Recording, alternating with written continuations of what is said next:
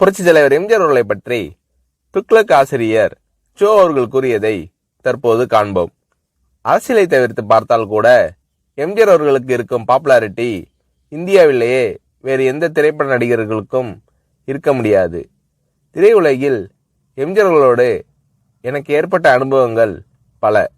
அவற்றில் ஒரு சிலவற்றை பற்றி மட்டும் எழுதுகிறேன். துக்ளக் பத்திரிகை ஆரம்பிப்பதற்கு ஓரிரு வருடங்களுக்கு முன்னால் ஜெய்ப்பூரில் அடிமை பெண் படப்பிடிப்பு நடந்து கொண்டிருந்தது.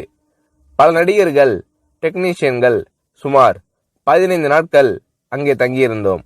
ஒவ்வொருவரையும் எம்ஜிஆர் அவர்கள் அக்கறையுடன் கவனித்துக் கொண்டது போல் வேறு எந்த தயாரிப்பாளரும் தன் படம் சம்பந்தப்பட்ட எவரையும் கவனித்துக் கொள்வாரா என்பது சந்தேகம்தான்.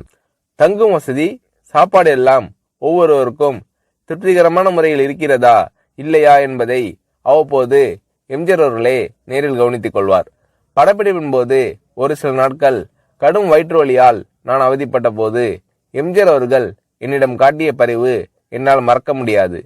படப்பிடிப்பு தடைப்படுவதை பற்றி எம்ஜிஆர் அவர்கள் சற்றும் கவலைப்பட்டதாகவே தெரியவில்லை. அதே சமயத்தில் சென்னையில் ஒரு வழக்கை நடத்துவதற்காக நான் ஆஜராக வேண்டியிருந்ததால் உரிய நேரத்தில் என்னை அனுப்பி வைப்பதற்கும் எம்ஜிஆர் அவர்கள் எடுத்துக்கொண்ட சிரமம் கொஞ்சம் நஞ்சமல்ல. எனக்கு வயிற்று வலி குணமான பிறகு கூட என்னை படப்பிடிப்பிற்கு அழைக்காமல் என் நண்பர்களை அழைத்து உண்மையிலேயே அவருக்கு குணமாகிவிட்டதா, இல்லை ஷூட்டிங் தாமதமாகிறது என்ற காரணத்திற்காக குணமாகிவிட்டது என்று கூறுகிறாரா என்று விசாரித்து கொண்டார் எம்ஜிஆர் அவர்கள். அவருடைய டாக்டரை அனுப்பி நான் பரிபூர்ண குணமடைந்து விட்டேன் என்று அவர் சர்டிபிகேட் கொடுத்த பிறகுதான் சம்பந்தப்பட்ட காட்சிகளை எடுக்க ஆரம்பித்தார் எம்ஜிஆர் அவர்கள். என் விஷயத்தில் மட்டும் இப்படி என்பதில்லை. எல்லா நடிகர்களுக்கும் டெக்னீஷியன்களுக்கும் ராஜ உபசாரம்தான். ஜெய்ப்பூரில் அடிமை பெண் படப்பிடிப்பு நடந்து கொண்டிருக்கும் போதுதான் அவருடைய 100வது படமான ஒளிவிளக்கு தமிழகத்தில் ரிலீஸ் ஆகிறது. நீங்கள் சென்னையில் இருந்தால் பெரிய விழாவாக நடத்திருக்கலாமே என்று நான் எம்ஜிஆர் அவர்களிடம் கேட்டேன். சிரித்துக்கொண்டு பேசாமல் இருந்து விட்டார் எம்ஜிஆர் அவர்கள். என்ன இருந்தாலும் ஒரு கதாநாயக நடிகருக்கு 100வது படம் என்பது ஒரு முக்கியமான மைல்கல். அதை இவர் எந்த விதத்திலும் கொண்டாடாமல் விட்டுவிடுகிறாரே என்ற எண்ணம் என் மனதை உறுத்தியது. ஒரு சிறிய அன்பளிப்பை வாங்கி ஒரு வாழ்த்து பத்திரத்தையும் எழுதி ஜெய்ப்பூர் வந்திருந்த அத்தனை டெக்னீஷியன்கள், நடிகர்களின் பெயரையும் குறிப்பிட்டு நானே கையெழுத்திட்டு எல்லோரது முன்னிலையிலும் எம்ஜிஆர் அவர்களுக்கு வாசித்தளித்தேன்.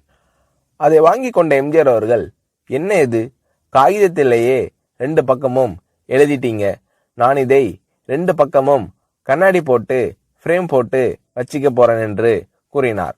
நான் செய்த சிறு காரியத்திற்கு எம்ஜிஆர் அவர்கள் தெரிவித்த நன்றி மனப்பூர்வமானதாக இருந்தது. ஒரு முறை ஷூட்டிங்கிற்காக ஒகேனக்கல் சென்றிருந்தோம். நான் போய் சேரும்போது எம்ஜிஆர் அவர்கள் அவுட்டோர் லொகேஷனில் இருந்தார். நானும் அந்த காட்சிகளுக்கு தேவை என்று என்னிடம் கூறினார்கள். மேக்கப் போட்டுக்கொண்டு நான் லொகேஷனுக்கு சென்றேன். என்னுடைய நண்பர்கள் சிறிது நேரம் கழித்து அங்கு வருவதற்காக காரில் புறப்பட்டிருக்கிறார்கள்.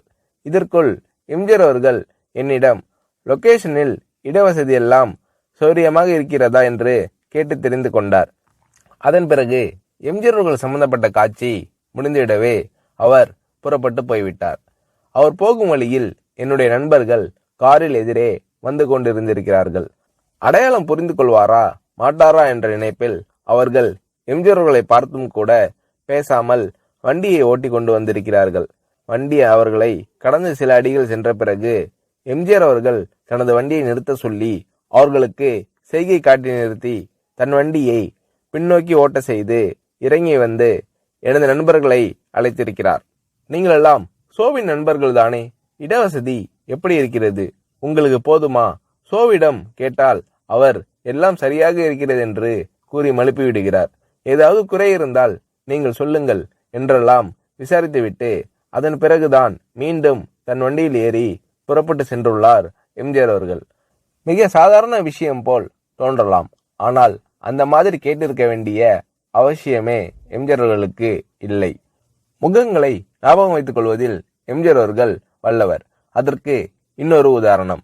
எம்ஜிஆர் அவர்களுடன் சத்யா ஸ்டுடியோவில் ஷூட்டிங்கில் கலந்து கொண்டிருந்தேன். என்னுடைய நண்பர் நீலு சில ஆண்டுகள் கல்கட்டாவில் தங்கிய பிறகு அன்றுதான் சென்னைக்கு திரும்பினார். என்னை பார்க்க சத்யா ஸ்டுடியோவிற்கு வந்தார். நான் அவரை எம்ஜிஆர் அவர்களுக்கு அறிமுகப்படுத்தி வைத்தேன். எனக்கு தெரியுமே, உங்கள் நாடகத்தில் இவர் நடித்ததை நான் தான் பார்த்திருக்கிறேனே என்றார் எம்ஜிஆர் அவர்கள். அதற்கு முன்தினம் எம்ஜிஆர் அவர்கள் எங்கள் நாடகத்திற்கு வந்திருந்தார். ஆனால் நீலுவோ அன்றுதான் கல்கட்டாவிலிருந்து திரும்பியிருந்தார். ஆகையால் நான் எம்ஜிஆர் அவர்களிடம் சொன்னேன், நேற்று நீங்கள் பார்த்த நாடகத்தில் அவர் நடிக்கவில்லை. கல்கட்டாவிலிருந்து இன்றுதான் சென்னைக்கே வந்திருக்கிறார் என்றேன். எம்ஜிஆர் அவர்கள் என்னை கேட்டார், நேற்று நடந்த நாடகத்தில் பார்த்தேன் என்று நான் சொன்னேனா? 3 ஆண்டுகளுக்கு முன்னால் திருவல்லிக்கேணியில் என்கேடி கலா மண்டபத்தில் மனமொரு குரங்கு நாடகத்தில் ஒரு அடங்கா பிடாரி மகனின் தந்தையாக அரிசி வியாபாரியாக நடித்தவர் இவர்தானே, அதைதான் நான் சொன்னேன் என்றார் எம்ஜிஆர் அவர்கள். நானும் சரி, நிலுவும் சரி, இதை எதிர்பார்க்கவில்லை. இவ்வளவு ஞாபக சக்தியா என்று வியந்தோம். சினிமா நாடகங்கள், பொது நிகழ்ச்சிகள் என்று பல இடங்களில் பலரை சந்திக்கும் இந்த மனிதருக்கு இவ்வளவு கரெக்டா ஒரு முகத்தை ஞாபகத்தில் வைத்துக் கொள்ள முடிகிறதா என்று ஆச்சரியப்பட்டு போனோம். திரையுலகில் எம்ஜிஆர் அவர்களிடம் நான் கண்ட வேறொரு சிறப்பு, சினிமா டெக்னிக்குகளை அவர் கரைத்து குடித்திருந்த விதம். ஒரு நல்ல டைரக்டருக்கு வேண்டிய எல்லா தகுதிகளும் உடையவர் எம்ஜிஆர் அவர்கள் என்பதில் சந்தேகமே வேண்டாம். சண்டை காட்சிகளை படமாக்குவதில் வல்லவர் எம்ஜிஆர் அவர்கள் என்று கேள்விப்பட்டிருக்கிறேன். சில சமயங்களில் டைரக்ஷன் எம்ஜிஆர் என்று விளம்பரப்படுத்தப்படும் படங்களை பற்றி சிலர் வேறு யாரையாவது டைரக்ட் செய்ய சொல்லிவிட்டு அவர் தன் பெயரை போட்டுக் கொண்டிருப்பார் என்று கூற நான் கேள்விப்பட்டிருக்கிறேன். இது வெறும் பிதற்றல். இன்னும் சொல்ல போனால் பல சமயங்களில் எம்ஜிஆர் அவர்கள் படங்கள் வேறு டைரக்டரின் பெயரில் வெளிவரும்போது கூட அவற்றிலும் பல காட்சிகளை எம்ஜிஆர் அவர்களே டைரக்ட் செய்திருப்பார். இதுதான் உண்மை. எம்ஜிஆர் அவர்கள் செய்துள்ள தான தர்மங்கள் ஏராளம் என்பது எல்லோருக்கும் தெரியும். தவிர எந்தவிதமான விளம்பரமும் இல்லாமல் எம்ஜிஆர் அவர்கள் செய்துள்ள உதவிகளும் அநேகம் உண்டு. உதவி பெற்றோர்கள் கூட என்னிடம் கூறியிருக்கிறார்கள். மிகவும் தேவையான சமயத்தில் செய்யப்படும் உதவி போன்ற நல்ல காரியம் வேறு எதுவும் இல்லை. இந்த மாதிரி நல்ல காரியங்களை எம்ஜிஆர் அவர்கள் செய்திருக்கிறார் என்பது மறுக்க முடியாத உண்மை. ஒரு நடிகர் ஒரு முறை என்னிடம் கூறினார், வீட்டுல ஒல வச்சுட்டு சோறு பொங்குற நம்பிக்கையோட ஒருத்தர் வீட்டுல போய் நிக்க முடியும்னா அது எம்ஜிஆர் தான், வேறு யாரும் கிடையாது. இந்த மாதிரி மனப்பூர்வமான சர்டிபிகேட் வேறு எத்தனை பேருக்கு கிடைக்கும் என்று புரட்சி தலைவர் எம்ஜிஆர் அவர்களை பற்றி சோ அவர்கள் கூறுகிறார்.